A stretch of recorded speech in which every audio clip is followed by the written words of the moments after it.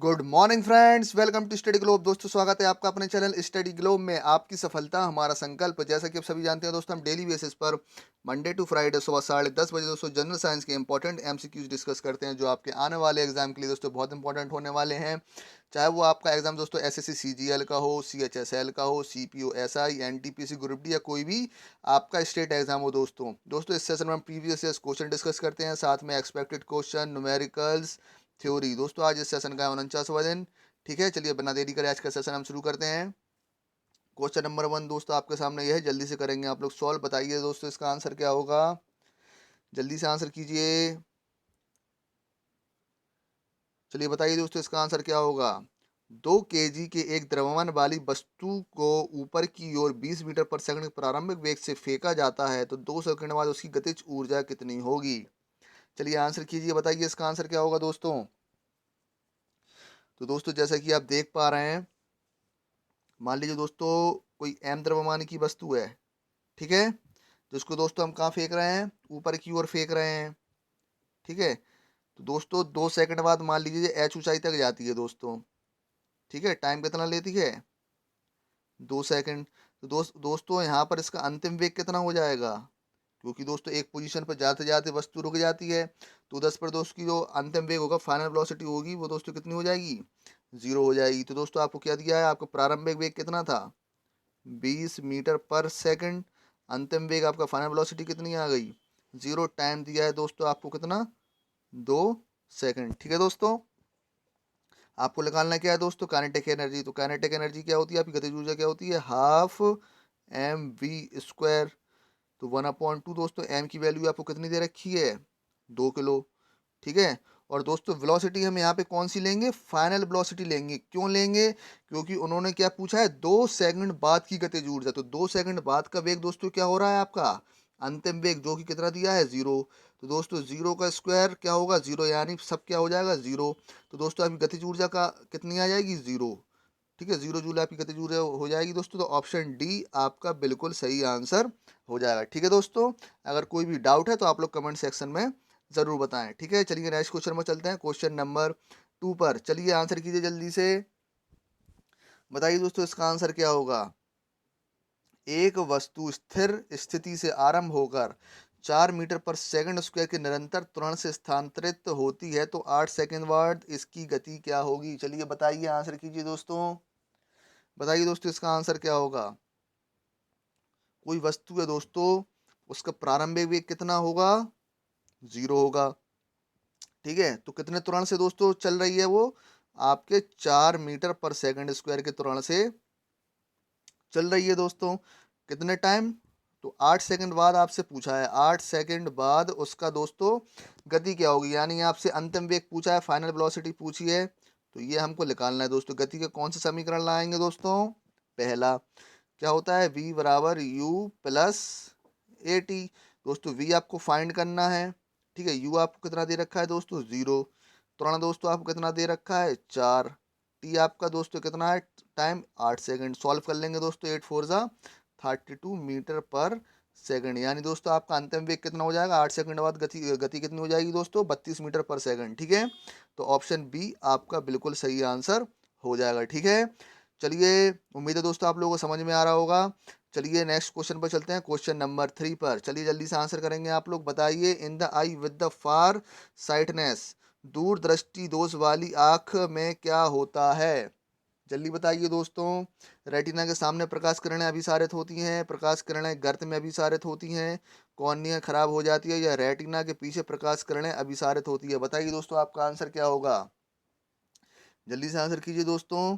तो दोस्तों जो भी दूरदृष्टि दोष होता है, उसमें क्या होता है दोस्तों, हमें दूर की वस्तुएं तो साफ दिखाई देती हैं, लेकिन पास की वस्तुएं धुंधली दिखाई देती हैं। क्या रीज़न है दोस्तों उसका, जैसे कि आप देख सकते हैं दोस्तों, जो आपकी एक नॉर्मल आइज है। ठीक है दोस्तों, जो आपका लेंस है दोस्तों, जो भी लाइट रेस आती हैं, प्रकाश किरणें आती हैं दोस्तों, अपवर्तन के बाद कहाँ पर मिलती हैं दोस्तों, रेटिना पर मिलती हैं। लेकिन दोस्तों जो आपकी हाइपरमेट्रिक की कंडीशन में, दूरदृष्टि दोष में क्या होती है दोस्तों, जो आपकी लाइट रेस आती हैं अपवर्तन के बाद रेटिना पर ना मिलके रेटिना के पीछे दोस्तों कहाँ है, जाके मिलती हैं। यानी आपकी रेटिना के पीछे दोस्तों क्या बनता है, प्रतिबिंब बनता है। तो आपका आंसर दोस्तों क्या हो जाएगा, option D, behind the retina light rays coverage, यानी रेटिना के पीछे प्रकाश किरणें अभिसारित करती हैं। ठीक है, तो ऑप्शन डी आपका बिल्कुल सही आंसर हो जाएगा दोस्तों। लेकिन मेरा आपसे क्वेश्चन ये है, दूरदृष्टि दोष को दूर करने के लिए किस लेंस का यूज किया जाता है? बताइए, किस लेंस का यूज किया जाता है दोस्तों? कॉन्वेक्स लेंस का। ठीक है, उत्तल लेंस का दोस्तों यूज किया जाता है, क्योंकि आपकी जो कन्वर्जिंग पावर है दोस्तों वो क्या हो जाती है? लो हो जाती है, बेकार हो जाती है। तो उसको अच्छी करने के लिए दोस्तों किस लेंस का यूज किया जाता है? कॉन्वेक्स लेंस का। ठीक है, ये भी आप लोग याद रखिएगा, एग्जाम में पूछा जाता है। चलिए नेक्स्ट क्वेश्चन में चलते हैं, क्वेश्चन नंबर 4 पर। चलिए जल्दी से आंसर करेंगे।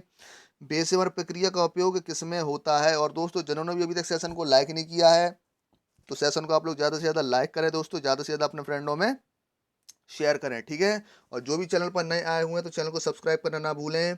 चलिए बताइए, बेशमर प्रक्रिया का उपयोग किसमें होता है? बताइए, एल्यूमिनियम में, इस्पात में, नाइट्रोजन में या क्रोमियम में? तो दोस्तों ध्यान रखिएगा, बेशमर प्रक्रिया का उपयोग होता है दोस्तों इस्पात स्टील में। ऑप्शन बी आपका बिल्कुल सही आंसर हो जाएगा। ठीक है, याद रखिएगा दोस्तों, आपके एग्जाम पॉइंट ऑफ व्यू से इंपॉर्टेंट है। चलिए नेक्स्ट क्वेश्चन में चलते हैं, क्वेश्चन नंबर 5 पर। चलिए आंसर दीजिए दोस्तों, इजी क्वेश्चन है। पैरासीटामोल उपयोग में लाया जाता है, क्यों? बताइए, पैरासीटामोल का उपयोग दोस्तों किस लिए किया जाता है? आप सभी जानते होंगे दोस्तों, पैरासीटामोल दोस्तों जब शरीर में दर्द होता है या बुखार होता है दोस्तों, उसके निवारण के लिए पैरासीटामोल का उपयोग किया जाता है। तो ऑप्शन ए आपका बिल्कुल सही आंसर हो जाएगा। ठीक है दोस्तों, याद रखिएगा। चलिए नेक्स्ट क्वेश्चन पर चलते हैं, क्वेश्चन नंबर 6 पर। चलिए आंसर कीजिए दोस्तों। Find the equivalent capacity of combination of to lenses with 2D और 4D कैपेसिटीज। बताइए दोस्तों, 2D तथा 4D क्षमता वाले दो लेंसों के संयोग से तुल्य क्षमता कितनी बनेगी? आंसर कीजिए दोस्तों। दोस्तों जब भी इस तरीके का क्वेश्चन आया है, आपको लेंसों की पावर दी हो और आपसे टोटल दोस्तों पावर पूछी हो, तो दोस्तों इसके लिए क्या फॉर्मूला होता है? P equals to P1 plus P2 plus dot dot dash. ठीक है, आगे भी लेंस में जोड़ सकते हैं। तो दोस्तों आपका आंसर क्या हो जाएगा? 2D plus 4D। ठीक है, 2 प्लस 4 दोस्तों कितना हो जाएगा? 6। तो दोस्तों आपकी टोटल लेंस की पावर कितनी हो जाएगी? 6 डायोप्टर। ठीक है, तो ऑप्शन ए आपका बिल्कुल सही आंसर होगा। ठीक है दोस्तों, चलिए नेक्स्ट क्वेश्चन पर चलते हैं, क्वेश्चन नंबर 7 पर। जल्दी से करिए आप लोग आंसर। बताइए, when the temperature of a medium increase the velocity of the light in that medium is। बताइए, जब किसी माध्यम का ताप बढ़ता है तो उस माध्यम में प्रकाश का वेग पर क्या प्रभाव पड़ेगा? जल्दी से आंसर कीजिए दोस्तों। तो मैंने आपको बताया था दोस्तों, जो आपकी तरंग होती हैं, वेव्स होती हैं, वो कितने तरीके की होती हैं? दो तरीके की होती हैं। एक तो होती है आपकी इलेक्ट्रोमैग्नेटिक वेव्स, एक होती है आपकी मैकेनिकल वेव्स। ठीक है दोस्तों, जो आपकी इलेक्ट्रोमैग्नेटिक वेव्स होती हैं, विद्युत चुम्बकीय तरंगे होती हैं दोस्तों, इनको दोस्तों गमन करने के लिए किसी भी माध्यम की आवश्यकता नहीं होती। ठीक है, यानी कि इनको किसी भी मीडियम की आवश्यकता नहीं होगी, वैक्यूम में भी ट्रेवल कर सकती हैं। और जो दोस्तों आपकी मैकेनिकल वेव्स होती हैं, ठीक है, आपकी जो यांत्रिक तरंगे होती हैं दोस्तों, इनको गमन करने के लिए किसी न किसी माध्यम की आवश्यकता ज़रूर होती है। तो दोस्तों प्रकाश दोस्तों एक कैसी तरंग है? दोस्तों प्रकाश एक विद्युत चुम्बकीय तरंग है, इलेक्ट्रोमैग्नेटिक वेव्स हैं। यानी इसकी दोस्तों वेग पे किसी का कोई प्रभाव नहीं पड़ेगा, चाहे आप ताप बढ़ाएं चाहे ना बढ़ाएं, ये अपनी कांस्टेंट दोस्तों वेलोसिटी से गति करती रहेगी। तो इसमें क्या हो जाएगा दोस्तों? डू नॉट चेंज, परिवर्तन नहीं होगी। ऑप्शन सी आपका बिल्कुल सही आंसर हो जाएगा। लेकिन जो दोस्तों आपकी साउंड वेव्स होती हैं, ठीक है, जो आपकी साउंड वेव्स होती हैं, ध्वनि तरंग होती है दोस्तों, वो कैसी होती हैं दोस्तों? एक यांत्रिक तरंग होती है। तो दोस्तों इस पे टेम्परेचर का इफेक्ट पड़ेगा। अगर आप टेम्परेचर बढ़ाएंगे तो आपकी क्या कहती है, साउंड वेव्स दोस्तों बढ़ जाएंगी। ठीक है, ध्वनि की तरंग दोस्तों आपकी, यानी ध्वनि की गति बढ़ जाएगी, टेम्परेचर बढ़ाने पर घटाने पे घट जाएगी। ठीक है, तो आपका आंसर क्या हो जाएगा? ऑप्शन सी, परिवर्तित नहीं होगी दोस्तों। प्रकाश का वेग होता कितना है? 3 × 10⁸ मीटर पर सेकंड। ठीक है, ये भी आप लोग याद रखिएगा। चलिए नेक्स्ट क्वेश्चन पर चलते हैं, क्वेश्चन नंबर 8 पर। जल्दी से आंसर करेंगे आप लोग। एक समतल दर्पण द्वारा परावर्तित प्रकाश एक वास्तविक प्रतिबिंब का रूप ले सकता है क्या? क्वेश्चन को अच्छी तरीके से समझिएगा, फिर आंसर करिएगा। ठीक है, the light reflected by a plane mirror can take the form of a real image. बताइए दोस्तों इसका आंसर क्या होगा? जल्दी से आंसर करेंगे आप लोग। चलिए देखते हैं दोस्तों। मान लीजिए दोस्तों ये क्या है? एक समतल दर्पण है, प्लेन मिरर है। ठीक है दोस्तों, प्लेन मिरर समतल दर्पण पे दोस्तों हमेशा प्रतिबिंब कैसा बनेगा? जल्दी से बताइए दोस्तों। जो समतल दर्पण होता है आपका, प्लेन मिरर होता है, इस पे हमेशा दोस्तों आपकी कैसी बनती है? प्रतिबिंब, आभासी प्रतिबिंब बनता है। ठीक है, आभासी बनता है, वर्चुअल बनता है, कोई भी कंडीशन हो। ठीक है। और दोस्तों जो आपका आभासी प्रतिबिंब होता है हमेशा कैसा होता है, सीधा होता है, इरेक्ट होता है। तो दोस्तों कोई चांस ही नहीं है कि इस पर रियल इमेज बनेगी। ठीक है। तो उन्होंने ये पूछा था कि एक समतल दर्पण द्वारा जो परावर्तित प्रकाश है क्या वास्तविक प्रतिबिंब का रूप ले सकती हैं, दोस्तों कभी नहीं ले सकती। ठीक है, चांस ही नहीं है। ये समतल दर्पण हमें से दोस्तों कैसा प्रतिबिंब बनाएगा, आभासी प्रतिबिंब बनाएगा, वर्चुअल इमेज बनाएगा। तो उसका आंसर क्या हो जाएगा, किसी भी परिस्थिति में नहीं। ऑप्शन ए आपका बिल्कुल सही आंसर हो जाएगा। ठीक है दोस्तों, बढ़िया क्वेश्चन था, नया क्वेश्चन था। चलिए नेक्स्ट क्वेश्चन पर चलते हैं। क्वेश्चन नंबर 9 पर चलिए आंसर कीजिए दोस्तों। मानव के लिए शोर की सहनीय सीमा लगभग कितनी होती है, बताइए दोस्तों, आंसर कीजिए दोस्तों। क्या होगा, मानव के लिए शोर की सहनीय सीमा लगभग कितनी होती है। तो दोस्तों जो अपने कान होते हैं दोस्तों कितने डेसिबल तक की ध्वनि झेल सकते हैं दोस्तों, 85, 85 डेसिबल। तो ऑप्शन बी आपका बिल्कुल सही आंसर हो जाएगा। ठीक है दोस्तों, 85 डेसिबल के बाद दोस्तों जो भी पॉल्यूशन होगा वो नॉइस पॉल्यूशन कहलाता है। ठीक है दोस्तों, जो 120 डेसिबल से दोस्तों 180 डेसिबल तक की दोस्तों जो वेव्स होती हैं उसमें, ठीक है, मानव के जो कान के जो दोस्तों पर्दे होते हैं, ड्रम होते हैं, वो फट सकते हैं, यानी आदमी बहरा हो सकता है दोस्तों। और 180 डेसिबल से अगर ऊपर कोई व्यक्ति सुन ले तो उसकी मौत भी हो सकती है। ठीक है दोस्तों, याद रखिएगा। चलिए नेक्स्ट क्वेश्चन पर चलते हैं, क्वेश्चन नंबर 10 पर। चलिए आंसर कीजिए दोस्तों। There are two different forms of light, प्रकाश का दो अलग स्वरूप क्या होगा। चलिए आंसर कीजिए। प्रकाश के इनमें से कौन से दो गुणों को दर्शाते हैं, आंसर कीजिए। विवर्तनीय परावर्तन, परावर्तन अपवर्तन, विवर्तनीय फोटो इलेक्ट्रिक प्रभाव, अपवर्तनीय व्यतिकरण। बताइए दोस्तों आपका आंसर क्या होगा। तो दोस्तों आपका आंसर होगा ऑप्शन ए, विवर्तन और परावर्तन। दोस्तों क्यों होगा, क्योंकि जो विवर्तन होता है दोस्तों, डिफ्रैक्शन होता है, ये प्रकाश के कौन से गुणों को दर्शाता है, प्रकाश के कण के गुण को दर्शाता है। किस गुण को दर्शाता है दोस्तों, प्रकाश के कण के गुणों को दर्शाता है। और दोस्तों जो परावर्तन होता है ये प्रकाश के तरंग के गुण को दर्शाता है, कि प्रकाश क्या है दोस्तों, एक प्रकार की तरंग है। ठीक है, तो आपका आंसर क्या हो जाएगा दोस्तों, विवर्तन और परावर्तन, diffraction and reflection. Option A आपका बिल्कुल सही आंसर होगा। चलिए नेक्स्ट क्वेश्चन पर चलते हैं दोस्तों, क्वेश्चन नंबर 11 पर। उम्मीद है दोस्तों आप लोगों को क्वेश्चन पसंद आ रहे होंगे, सेशन पसंद आ रहा होगा। चलिए आंसर कीजिए। रासायनिक रूप से प्लास्टर ऑफ पेरिस क्या है, बताइए दोस्तों। जो दोस्तों प्लास्टर ऑफ पेरिस होता है रासायनिक रूप से क्या है, तो दोस्तों ध्यान रखिए, प्लास्टर ऑफ पेरिस रासायनिक रूप से क्या होता है, कैल्शियम सल्फेट। ठीक है, ऑप्शन ए आपका बिल्कुल सही आंसर हो जाएगा दोस्तों। जिसका केमिकल फॉर्मूला क्या होता है, CaSO4.12H2O। ठीक है दोस्तों, याद रखिएगा। और दोस्तों कैल्शियम कार्बोनेट का केमिकल फॉर्मूला क्या होता है, CaOCO3। ठीक है, CaCO3 होता है, सॉरी। कैल्शियम कार्बोनेट का फॉर्मूला क्या होता है, CaCO3। और दोस्तों कैल्शियम ऑक्साइड का केमिकल फॉर्मूला क्या होता है, CaO। जैसे कैल्शियम ऑक्साइड बोलते हैं दोस्तों, इसको हम क्या बोलते हैं दोस्तों, क्विकलाइम भी बोलते हैं। क्या बोलते हैं, क्विकलाइम, यानी बिना बुझा चूना। ठीक है, सिंगल क्वेश्चन दोस्तों आपसे पूछ सकते हैं कि बिना बुझा चूने को दोस्तों क्या बोलते हैं, क्विकलाइम बोलते हैं। और इसका केमिकल फॉर्मूला भी आपसे पूछ लेते हैं, जो कि रेलवे में दोस्तों बहुत बार रिपीट हुआ है ये क्वेश्चन, तो आप लोग याद रखिएगा। और दोस्तों कैल्शियम ऑक्सलेट क्या होता है दोस्तों, जो मानव गुर्दे में दोस्तों जो पथरी होती है, ठीक है, उसका दोस्तों केमिकल नेम क्या होता है, कैल्शियम ऑक्सलेट। ठीक है, ये भी आप लोग याद रखेंगे। चलिए नेक्स्ट क्वेश्चन पर चलते हैं, क्वेश्चन नंबर 12 पर। जल्दी से करिए आप लोग आंसर।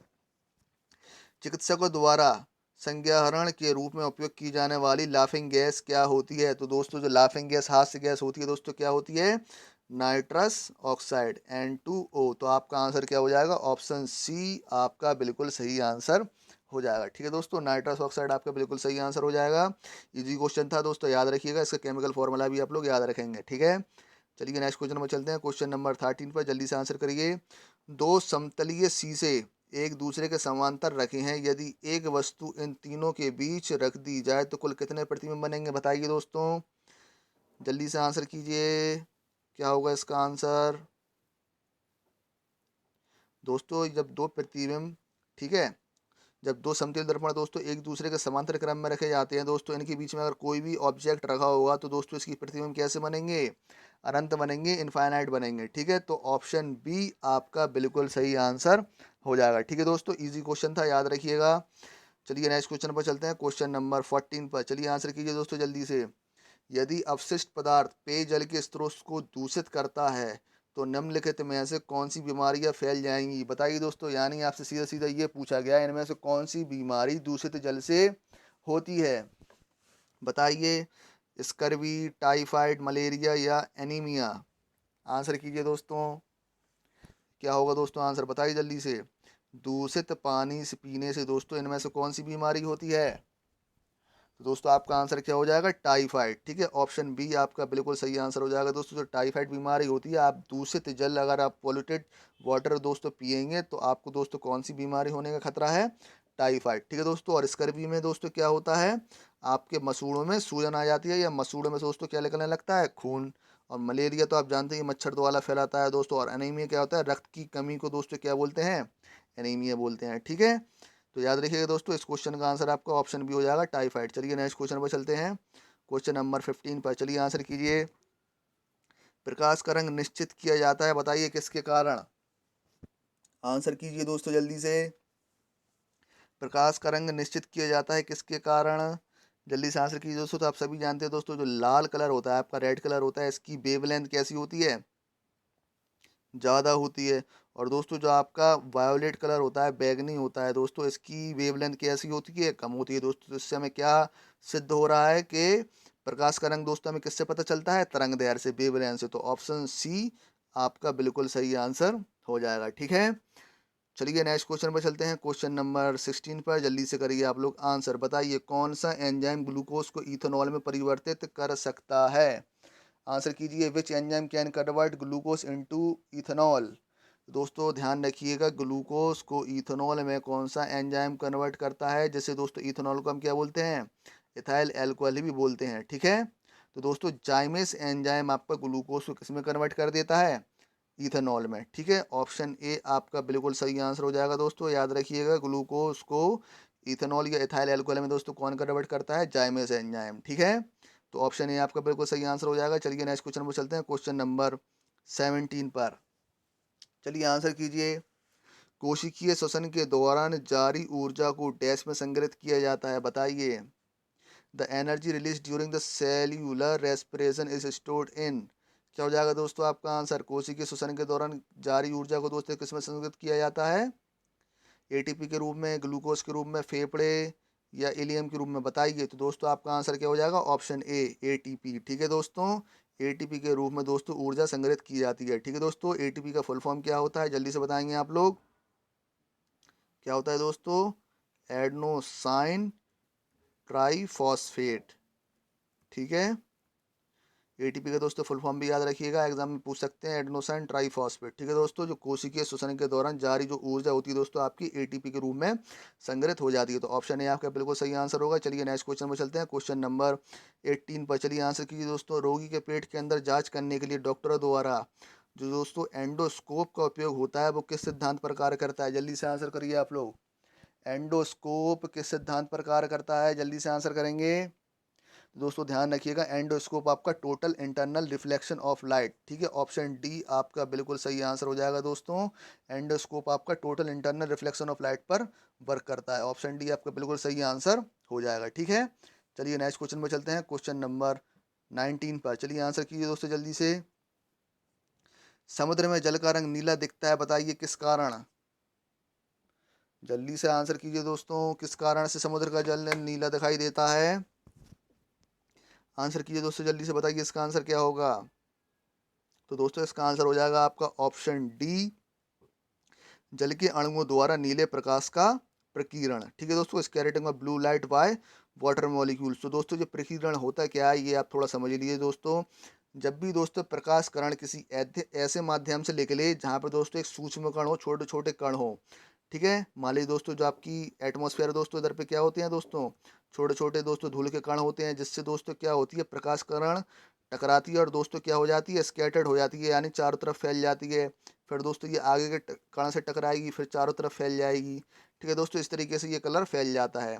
अब दोस्तों नीला ही क्यों दिखाई देता है, क्योंकि इसका रीज़न दोस्तों ये है, जिस भी दोस्तों रंग की जो वेवलेंथ होगी जितनी कम होगी उसकी स्कैटरिंग दोस्तों उतनी ज़्यादा होती है। ठीक है, यानी आपकी जो वेवलेंथ है जितनी दोस्तों कम होगी, ठीक है, उसकी दोस्तों स्कैटरिंग उतनी ही ज़्यादा होती है।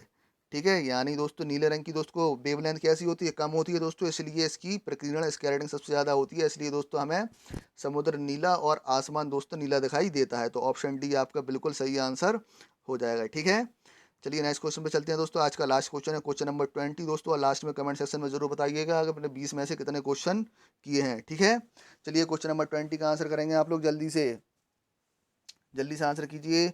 जब m द्रव्यमान के पिंड जो पृथ्वी की सतह से h ऊंचाई पर फेंका जाता है तो गुरुत्वीय बल के विरुद्ध किया गया कार्य कितना होगा?